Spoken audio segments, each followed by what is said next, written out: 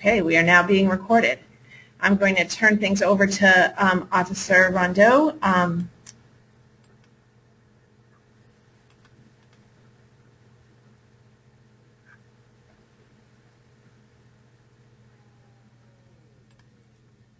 Okay, go ahead. All right. Good morning, everyone. My name is Officer Paul Rondeau. I'm with the Manchester, New Hampshire Police Department. Welcome to this webinar today. This is something new for me. I usually present in front of live audiences, so it's a little different for me to do something like this, but I hope that the same message will still come across. Today we're talking about some practical suggestions for professional home visitors. It's my understanding that you folks go into people's homes and do home visits on a regular basis. And so there's certain things that we're going to talk about today that will hopefully keep you safe during some of those home visits, but also some things that I think are typically common sense items, but sometimes we don't always think of the things that we should be when we're going on these home visits. So today we're going to talk about some of those items as well. If anybody has any questions, please feel free to ask, and Maria will convey them to me. All right, here we go. You can see on this first slide that I really stress these three words. Those three words are trust your instincts. It's extremely important to listen to the instincts that we have. Your instincts have been there to keep you safe for thousands of years. But basically, the days of walking through the woods and being worried about getting attacked by an animal like a wolf or a bear or a lion or something like that are long gone, and we live in a very safe society. We have smartphones to tell us where to go. We have seat belts. We have airbags. We have all these things that keep us safe on a regular basis, and so we no longer rely as much on our natural instincts for safety, and it's important that you trust those instincts. And what I mean by that is if something looks wrong or dangerous, it's important that you change your course of action. If the hair on the back of your neck is standing up, if you're getting goosebumps on your arms, if you're getting a sick feeling in your stomach and there's a situation going on that makes you feel uncomfortable, you need to listen to that instinct that's telling you that something's wrong, and you need to leave immediately. That's what I mean when I say trust your instincts. I start all of my safety presentations with those three words, and I believe firmly that everybody should rely on those natural instincts that you have for keeping yourself safe. It's also important to be aware of your surroundings and listen to what your instincts are telling you. You know, we're creatures of habit, and quite often people will just fall into these daily routines, and by doing so, it prevents them from being constantly aware of their surroundings. I'll give you an example. I'm sure many of you use the same route to work every single day. And I'm sure that many of you like to park in the same parking spot every single day. And the reason that you do that is because we have very, very busy lives right now. And so instead of complicating our thinking with all these extra things about taking a different route to work or finding a different parking space, we just get into this routine where we become creatures of habit, and we get very comfortable with that. That's okay. But when you're going on these home visits, okay, each time you go on this home visit, whether you've been to this home twice or you've been there 20 times, every time you go on this visit, something is going to be different. One day it's going to be raining, one day it's going to be snowing, one day it's going to be sunny, one day there's going to be an accident and you'll have to go around, one day there'll be something going on that will force you to change your routine. And basically what we want you to do is when you're going on these home visits and when you're going to these particular locations, we want you to constantly be vigilant about what's going on around you. Okay? Don't fall into a comfortable routine, and just stay aware of everything that's happening around you. We'll talk a little bit about that later.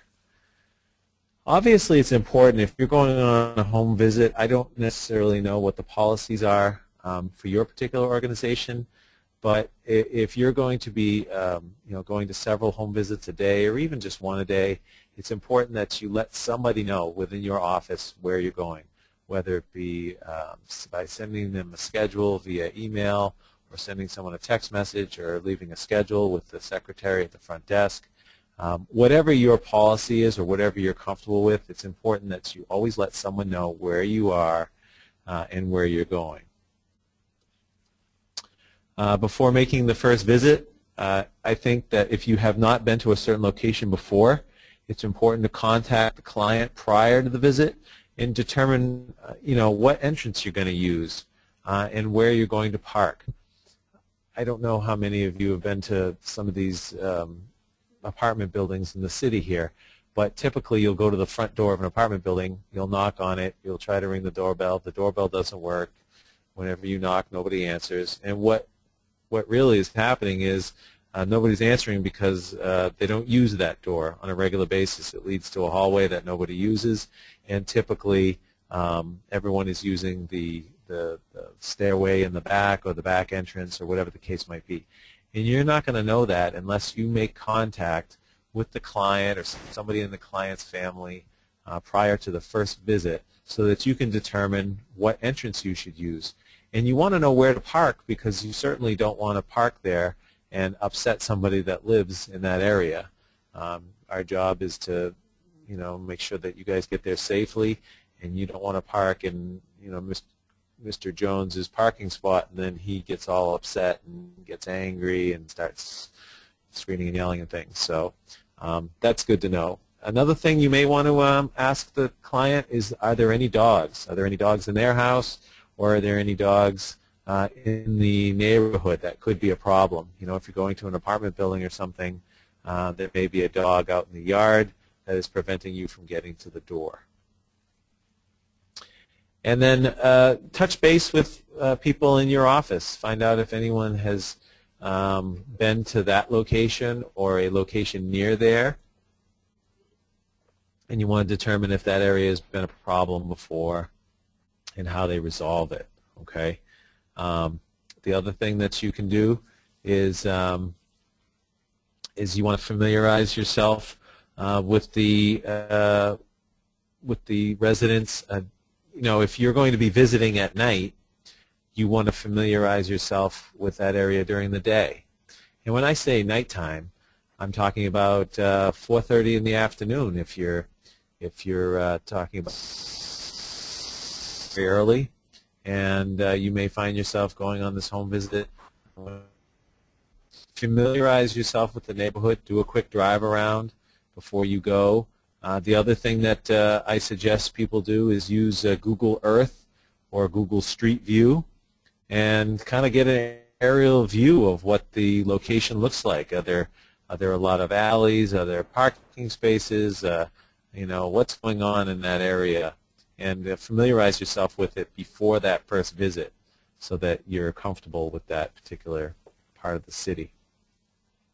It's also important to know to give your office your cell phone number and your motor vehicle information. The make of your car, the model, and the plate number is very important, because if, God forbid, something ever happened to you at that particular residence or when you were on a visit, you'd probably call the police, right? And when you call the police, we're going to ask you some questions. First of all, we're going to say, well, what kind of car is that person driving? And so that's important that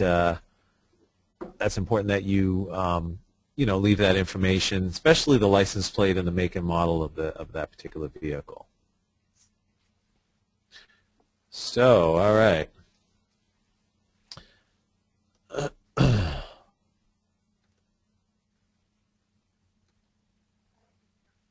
Just one second. We're experiencing a little technical difficulty in changing the next slide.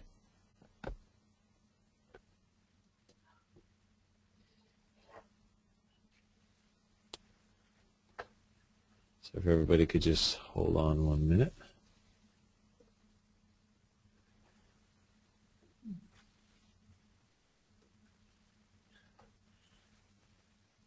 Okay, I guess we're good to go now. Sorry about that. How does your personal appearance affect your safety? Well, obviously, the proper footwear is important. Clearly, you can see up on the screen that I've got two types of shoes there. I've got a pair of sneakers and a pair of high heels. Although I've never had to run in high heels or even wear high heels for that matter. I do know that we live in New England, and we live in a in an environment where in the wintertime we have a lot of sand and snow and salt and everything on the sidewalks, ice. And so if you're parking your car in the winter and you're going to go to a residence, 9 times out of 10 you're going to have to jump over some kind of snowbank, or you're going to have to finagle your way around some type of sidewalk that is not very clear of debris and could possibly be treacherous. So it's important that you wear something that's comfortable and that allows you to move quickly. I'm not just talking about for women either. I'm not going to pick on the ladies. Men, there's certain type of dress shoes that men wear that literally have almost no traction on the bottom, and that can be just as much of a problem as wearing something with a heel. So it's important that you dress professionally but comfortably at the same time. It's important when you're going on these visits to carry only what you need. I see people going to work every day, and it looks like they're taking a trip to Orlando, Florida or something. They have so many bags. Take only what you need. Keep everything to a minimum, because if you do have to get away from something quickly, you're going to need to make sure that you're traveling as light as possible. There's no reason to carry a large amount of money on your visit whatsoever. And if you have to carry something, it's better to carry a briefcase instead of a purse. Thieves are less likely to look at a briefcase as a target than they would a purse. Okay, so bring a briefcase with you, and keep the purse out of sight somewhere. It's also important when you're going on these visits, or when you're going anywhere here in the city, to avoid wearing flashy and expensive-looking jewelry when walking to and from. Even if it's not real, even if that diamond tennis bracelet only costs you $40 at Kmart, it looks like it was purchased for $400 somewhere else to a criminal. So make sure that you don't wear anything that's going to possibly make you a victim or be tempting for these particular criminals. When you're walking to the client's home, you want to walk with confidence. You want to be direct and alert. Typically, the thieves that we have here in Manchester and other parts of New Hampshire are not professional thieves. They're basically just these criminals who are literally high on drugs or under the influence, and they're just looking for somebody that they think that they can take advantage of. They're not looking for a confrontation. So if you're walking with confidence and you look like you're somebody who's being direct and aware of your surroundings, then they're not going to bother with you. It's important that you use only areas that are well traveled and illuminated at night, which would be like on the sidewalk, because we've got cars that are driving by, and if something did happen, those cars could see you. We want to avoid taking shortcuts through alleys or anything like that. And it's important to have a flashlight with you, even if it isn't dark. And there's a couple reasons for that. One of them is a flashlight can obviously illuminate the area in front of you, but it can also be used as a weapon if you need to hit somebody with it. And additionally, if you buy a flashlight nowadays and you get a nice new one that has those bright LED bulbs, those can be used to blind somebody temporarily if you need to get away from someone quickly and you need a couple extra seconds. You can just blind them long enough to make your escape. What do these two things have in common? Well, obviously that young boy shouldn't be standing that close to that particular item, but They're both targets for thieves. A woman's pocketbook or a man's wallet is often a target for opportunistic criminals. I want you guys to understand that nothing in your purse or wallet is more important than your health or safety. Nothing. If you have a family heirloom that was given to you by your great-grandmother and she gave it to you while she was on her deathbed, that should not be in your purse. Okay, that's something that should be left at home where it's nice and safe, and just keep in mind that nothing in your purse or wallet is more important than your health or safety. Okay, if you take anything away from this particular seminar today, this one line is probably one of my most important ones, is to keep your keys and your money separate from your purse. And the reason for this is because if you're walking out of let's say you're walking out of a home visit and you're walking to your car, okay, so everybody picture this with me. You're leaving the home visit, you're walking out to your car, and all of a sudden somebody comes running down the sidewalk and grabs your purse from you, okay, and they take off running. Where does that leave you? Now you have no keys, you have no cell phone, and your wallet and all of those things are gone. Okay, the wallet and the license and that credit cards, those can be replaced. But what about the fact that this person just took your keys, your car keys? So what does that mean? That means that this person now has not only the key to your car, which isn't a big deal because your car is only 20 feet away, but this person has a key to your house. And this person knows where you live because your wallet has your ID in it. So how well are you going to sleep tonight knowing that the person that stole your purse is walking around with a key to your house and they know exactly where you live? Now you've got, tomorrow morning, you've got to go out, find somebody to change the locks, and you've got to go get a duplicate key made for your car. And I don't know about your cars, but my car has some kind of special key where I can only make a copy at the dealer, and it costs like, I don't know, $200 or something like that.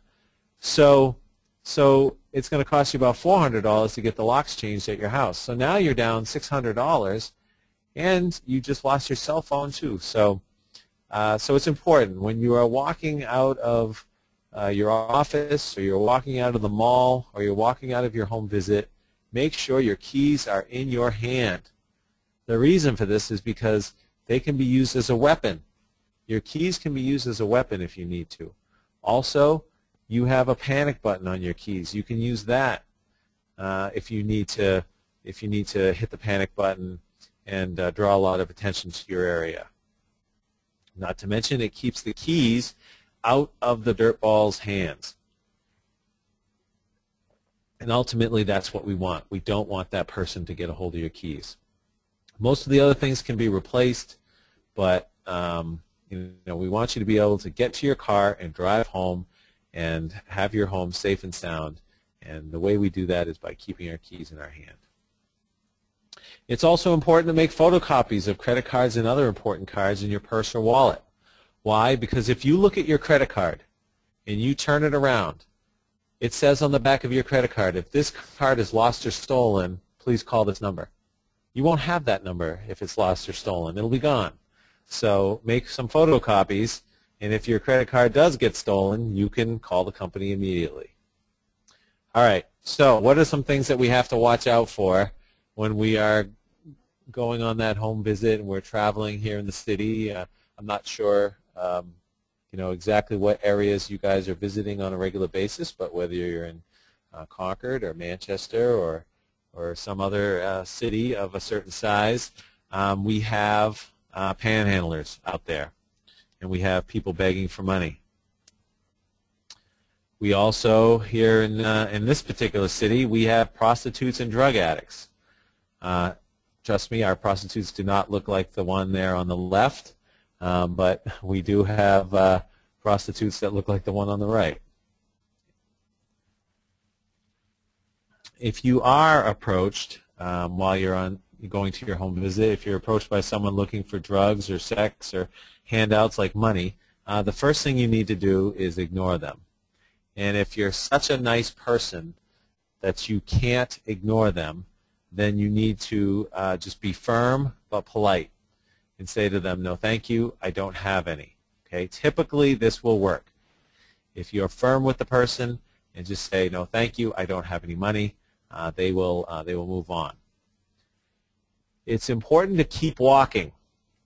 Why? Because these people who are looking for money have stories, and they're going to try to suck you in to their sad story by telling you that they need money for a bus ticket somewhere, or they need their car ran out of gas, or their baby needs formula, or they're going to give you some type of a story to get you to feel bad for them and to give them some money.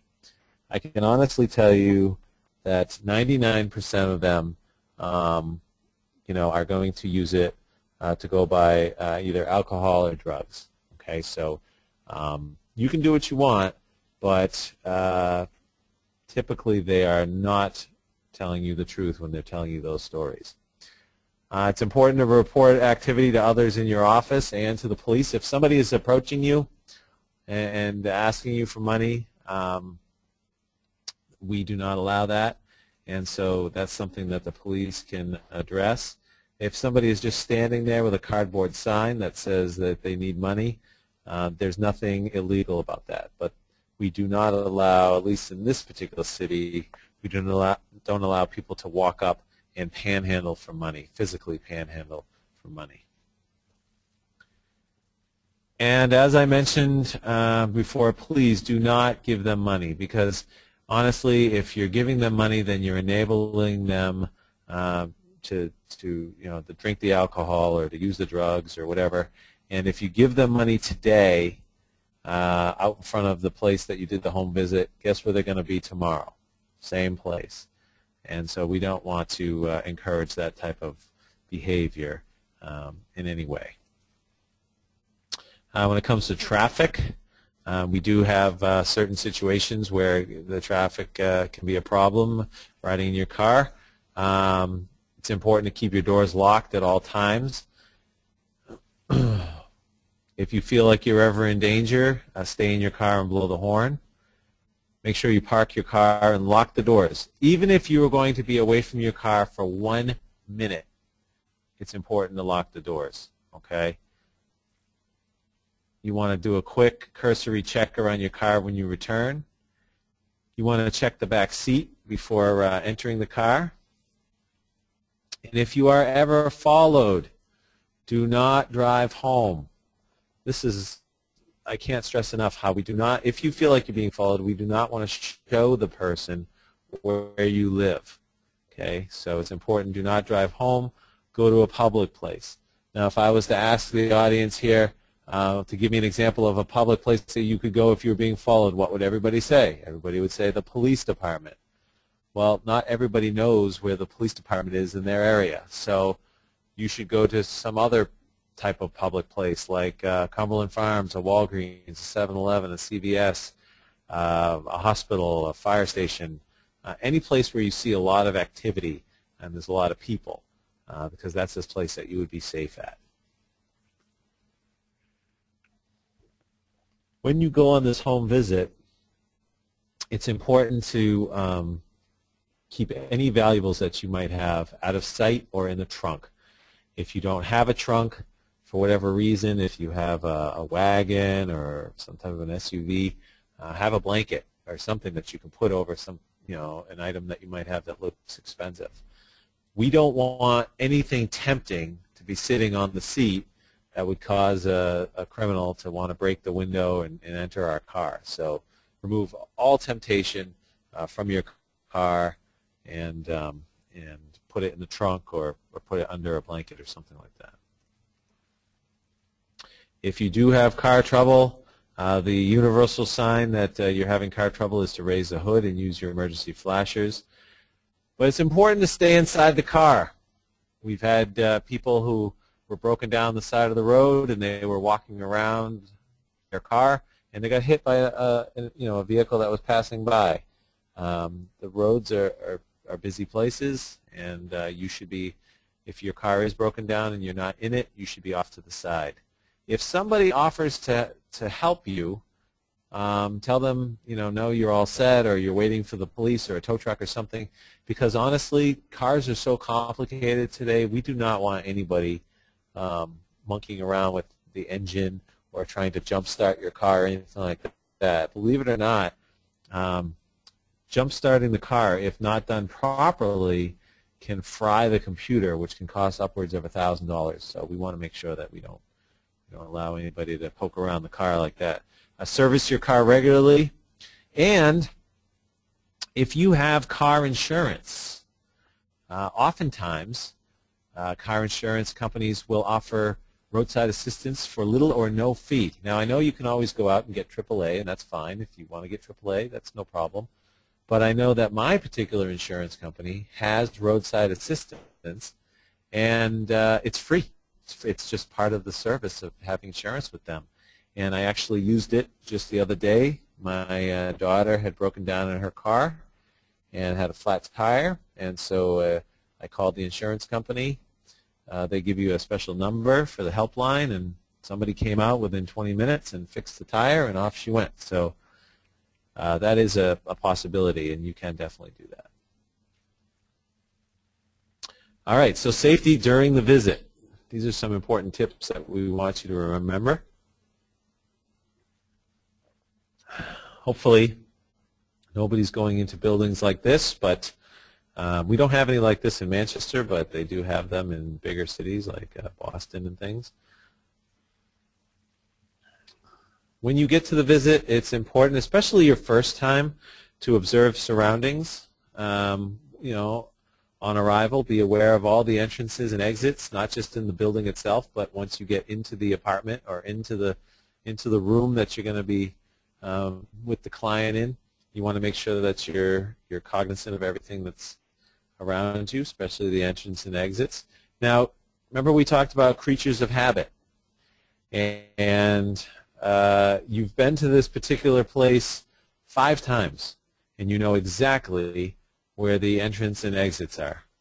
But on that 6th visit, you went into the living room, and there used to be a door to go out the front, but now they put a big entertainment center in front of there with a TV. So there goes one of your exits. So again, don't get lulled into a false sense of security. Every time you go on that visit, whether it be once or 20, you want to be aware of the surroundings, because sometimes they change. When you're approaching the home, you want to make note of people in the neighborhood. You want to be aware of any strange noises. If something makes you feel uncomfortable, don't stay. What do I mean by noises? If you're walking up to your client's apartment and you hear somebody arguing or having a domestic or something very serious going on the first floor, don't stay. If it makes you feel uncomfortable enough that you think something is wrong, trust those instincts, as I mentioned earlier, and leave the area. Carry a flashlight, a briefcase, and a personal alarm. We're going to talk a little bit about personal alarms later, but just keep that in mind. But remember what I said about the flashlight and the briefcase.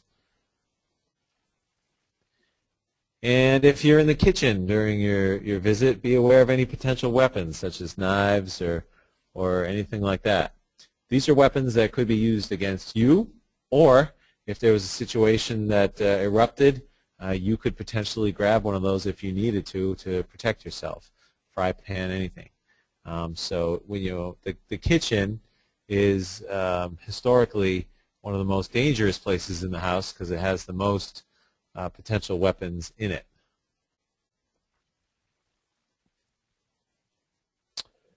It's important to make note of where the phones are located.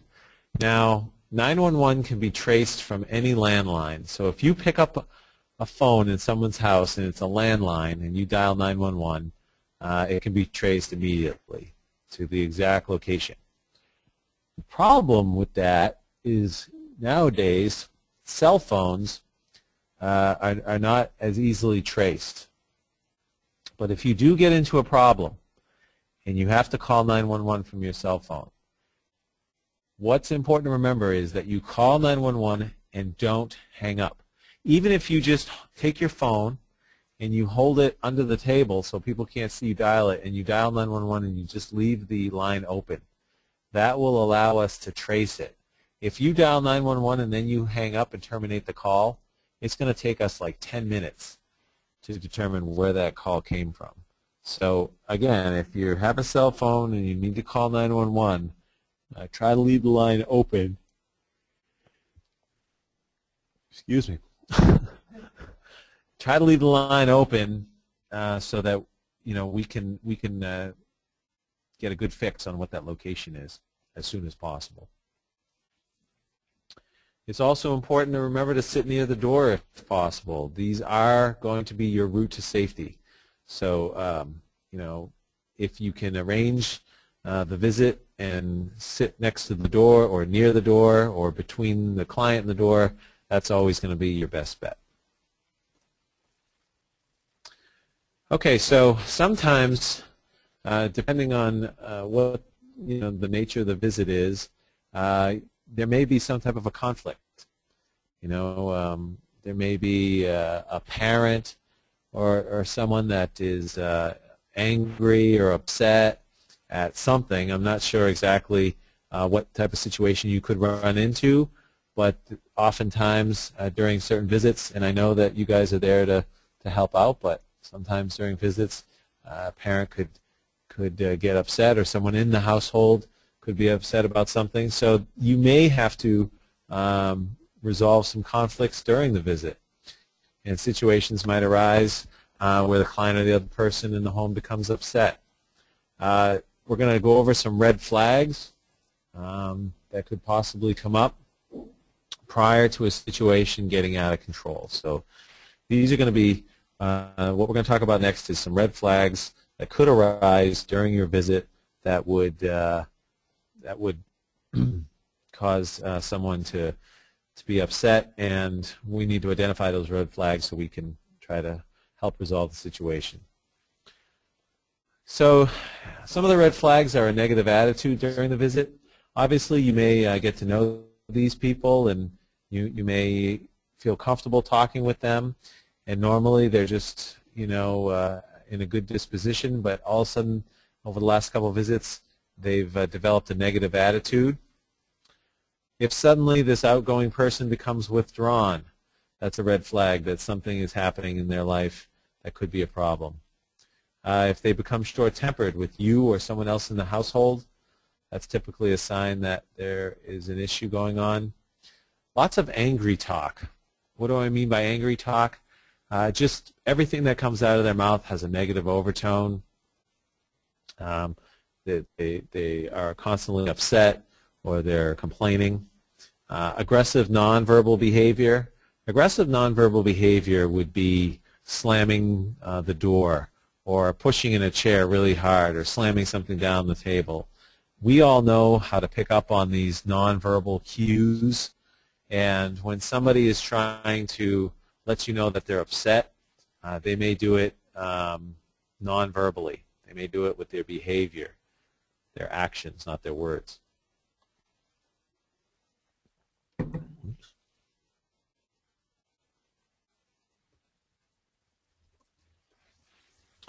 A couple more red flags would be if they start blaming others for their problems. Typically, this is they're going to start blaming others for whatever's going wrong in their life, and that can be a red flag that there's an issue brewing.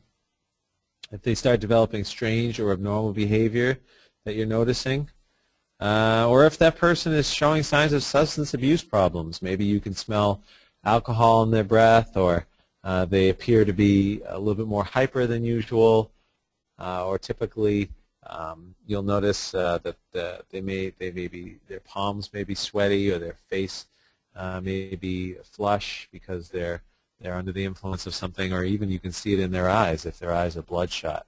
So if this particular person that you're dealing with is showing any of these red flags, and on top of that you see some type of substance abuse problem going on, that is going to tell me that they're not thinking rationally. There's a couple events called triggering events that can happen in people's lives that cause them to commit some type of an act of violence or aggression. And these triggering events are as follows. If someone is fired, laid off, or suspended from their work, that could possibly be a triggering event that this person might get violent. Bank or court action, if their house is getting foreclosed on, that's a very stressful thing that happens in their life. Or if they're going through some type of a failed romance, a divorce, or a personal crisis. Now, some people, unfortunately, go through all three of these because they are kind of a chain of events that happen that get triggered. They get fired from their job, and then they don't have enough money to pay the mortgage, so they get foreclosed on, and that causes a lot of problems at home, so there's some type of a divorce or a personal crisis that follows. If somebody that you're working with or the parent of somebody that you're working with is going through something like this, you need to be aware of the fact that they could potentially be a candidate for someone who's gonna have some type of a breakdown event in their life. And then receiving bad medical news is also something that people can trigger people to do something irrational. So there's certain signs that the situation may get out of hand. If you're now recognizing some of these red flags and there's a definite attitude change in this person, here's some signs that the situation's getting a little out of hand. If they start making direct eye contact with you, we all know that when you stare at somebody, that's considered rude. And when somebody is intentionally staring at you, they are trying to get a response from you. They are trying to lure you into giving them some type of a reaction. And they do that by staring directly at you. If their face becomes red, this is usually an involuntary action. By turning red in the face, it shows that they're getting upset, their blood pressure is going up, they're getting angry. If they start making a fist, okay, and what I mean by that is their hands are down by their sides, their face is getting red, you look down at their hands, and involuntarily their hands have curled up into a fist. That's all part of the fight or flight mechanism in people. They may not even know that they're doing it. They may have no control of their red face or the making a fist, but it's a sign that something's about to happen. If during the course of their interaction with you they start pointing their finger at you, that's a sign that they are directing their anger towards you. They are upset with you. Once again, we learned that finger pointing, like staring, is a sign that someone is intentionally trying to be rude or get a reaction from you. And again, if they're pointing their finger at you, that means that they are directing their anger towards you. If they start yelling or cursing, and then pushing, which would cause you to leave immediately. Okay, if anybody puts their hands on you, then that's time. It's time to leave. How can you control the situation? Well, it's important, and I know it's easy for me to say as a police officer, but it's important that you remain calm. Why? Because you want to model the behavior that you would like these people to exhibit. So basically, if this person is getting angry or they're getting upset, if you got angry or upset, it would only make the situation twice as bad. So you need to remain calm and focused, and hopefully by you staying calm, it will bring down their mood. It's important that we listen to their concerns. Obviously, they're upset about something, and they have a concern that's on their mind. So it's important that we let them vent out those concerns and you listen to what they have to say. Ask them very general questions. Something like, well, what would you like me to do? How can I help you? Do you have a solution? And the reason for that is because when somebody is angry, their mind is in sort of like angry mode. And we want to give them a question to put them into problem-solving mode, which will hopefully begin to de-escalate the reason that they were angry to begin with. So ask them a question, and that will hopefully get an answer. If they're talking about doing something irrational, like, oh, I'm so mad, I could go smash that person in the face, or I could, I just want to slash all the tires in their car. Calmly describe what the consequences of that would be, and let them know that they could get arrested for that. Use a delay tactic and look for an exit. What's a delay tactic? Well, you tell the person, you know what, maybe I can help you. I'm not sure. Let me go down to my car and get my file on this particular thing, and maybe that'll help us out. What you're really doing is you're just looking for an excuse to leave, or pretend that you get a cell phone call and tell the person that your boss is calling and they need you back at the office, or whatever the case is. Have a delay tactic that you think you can use to buy yourself a few minutes to get out of the room if this person is really heated. And then obviously we want to watch for some of those flags that we mentioned earlier, that the sign is going to escalate and you're not going to be able to control it. Things you should not do if somebody is upset and you're at a home visit is do not reject their complaints. You may not be able to help them, but just by listening to them and letting them vent could be a solution. And definitely don't reject what they're saying. It's important to not make false promises. I'm not sure exactly what false promises you could make in your particular field, but if somebody is really upset about something and then you tell them that you can do something that that isn't possible, but you're saying it just to calm them down, it's only going to be worse later. You're only prolonging the situation. And if you tell somebody, well, let me look into it, I think I can help you with this. In fact, I know that I can get you what you need. That person is going to hold on to those words so tightly, and then when it doesn't come through, who are they going to be angry at? They're going to be angry at you. So the worst thing you can ever do to calm someone down is make them a false promise, because it's only going to come back to bite you. Obviously, you don't want to invade their personal space. When somebody is angry, okay, typically they need 4 to 5 feet of personal space, and you don't want to be in that zone. You don't want to challenge them in any way. Certainly don't want to criticize them. I mean, they may be the worst person in the world, but when they're upset or they're angry, you don't want to point that out to them. That's only going to make it worse. A couple more things to remember during the visit is, everybody's using social media nowadays, whether it be Instagram or Facebook or Twitter or any of those things. But sharing of personal information can be very harmful. Even a little bit of information can be used to gain a lot more. Okay, here's some things that you should not talk about. You should not talk about your family. You should not talk about where you live. You should not talk about where your kids go to school. And here's some things that should be kept private. You don't need to give them your home phone number, your personal email address, your home address, your cell phone number,